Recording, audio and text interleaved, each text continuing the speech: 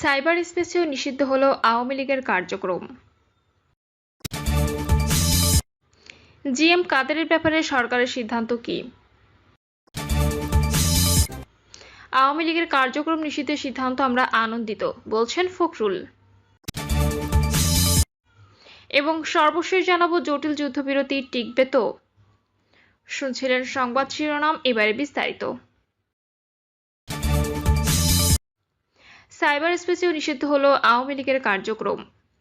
ছাত্র জনতার তীব্র আন্দোলনের মুখে গত বছরের 5ই আগস্ট শেখ হাসিনা ও তার দল আওয়ামী লীগ ক্ষমতাচ্যুত হলেও দলটি এতদিন তার রাজনৈতিক কার্যক্রম চালিয়ে আসছিল সাইবার স্পেস ব্যবহারের মাধ্যমে। এবার সেটিও বন্ধ করে দিল অন্তর্বর্তী সরকার। সাইবার স্পেসেও নিষিদ্ধ করেছে আওয়ামী লীগের সকল কার্যক্রম।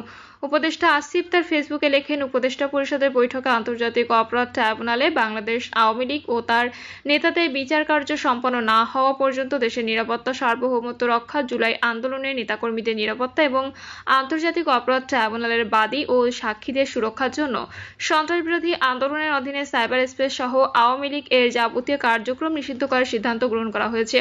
এর আগে ফ্যাসিবাদ বিরোধী তীব্র আন্দোলনের মুখে গতকাল রাষ্ট্রীয় অতিথি ভবন যমুনার উপদেষ্টা পরিষদের জরুরি বৈঠক শেষে বিচার শেষ না হওয়া পর্যন্ত আওয়ামী লীগের সকল কার্যক্রম নিষিদ্ধের সিদ্ধান্ত জানায় সরকার।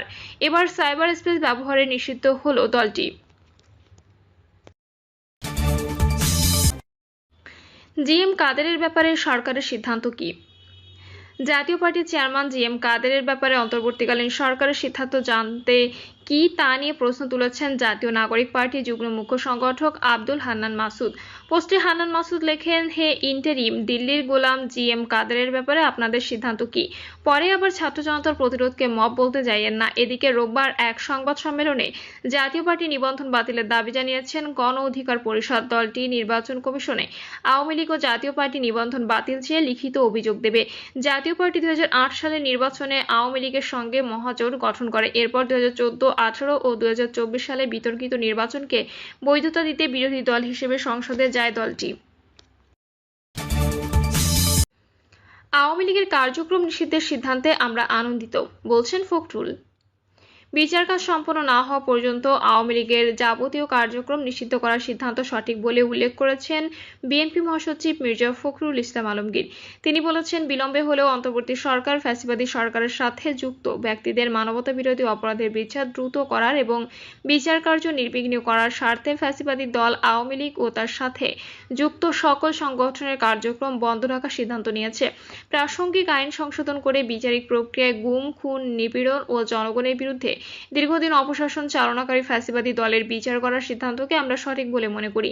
এতে আমরা আনন্দিত, বলেন মির্জা ফখরুল। বিবৃতিতে মির্জা ফখরুল বলেন, চলতি বছরের 10 ফেব্রুয়ারি প্রধান উপদেষ্টার সাথে সাক্ষাৎকালে তার হাতে দেওয়া পত্রে গণহত্যা ও মানবতাবিরোধী অপরাধের দায়ে আওয়ামী লীগকে রাজনৈতিক দল হিসেবে বিচারিক প্রক্রিয়ায় নিয়ে আসার দাবি জানিয়েছিলাম।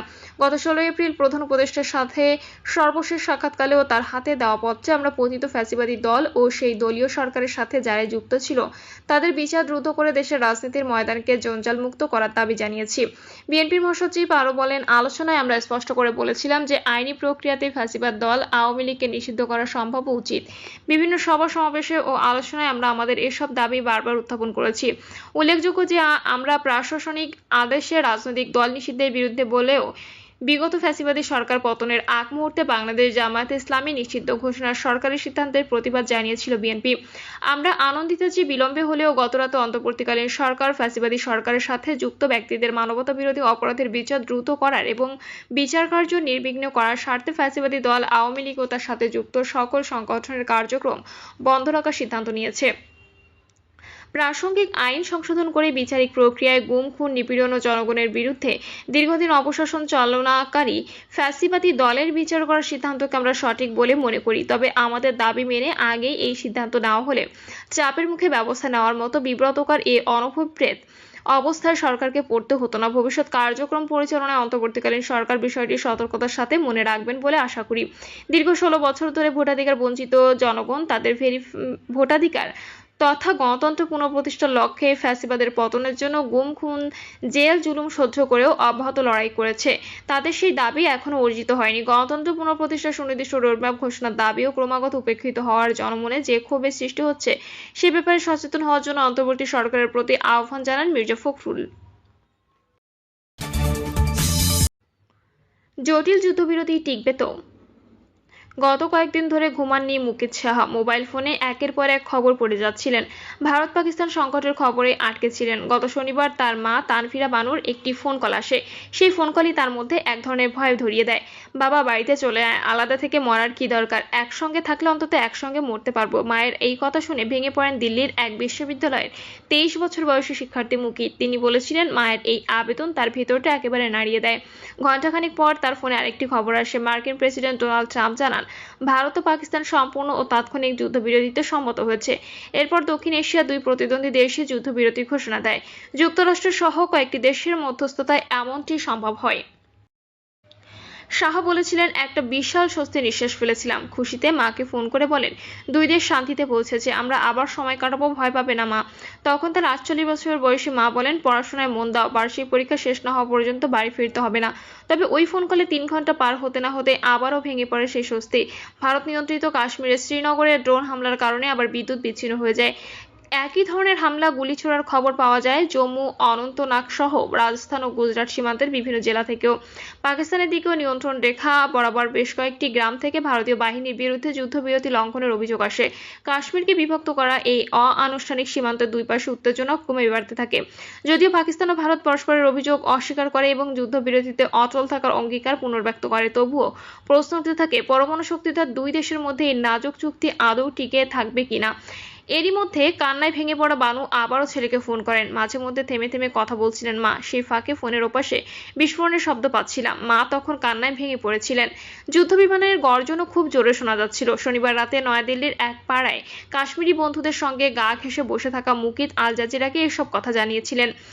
নয়াদিল্লি থেকে তার বাড়ির দূরত্ব প্রায় 800 কিলোমিটার। ভারত নিয়ন্ত্রিত কাশ্মীরের পর্যটন শহর পহেলগামে গত মাসে বন্দুকধারীদের হাতে 26 জন বেসামরিক নাগরিক নিহত হন। এর ঠিক 18 দিন পর সীমান্তের দুই পাশে প্রায় 160 কোটিরও বেশি মানুষ আবারও কাশ্মীর নিয়ে এক নতুন যুদ্ধের আশঙ্কায় আতঙ্কিত হয়ে পড়েন। এর আগেও ভারত ও পাকিস্তান কাশ্মীর নিয়ে একাধিকবার যুদ্ধে জড়ায়।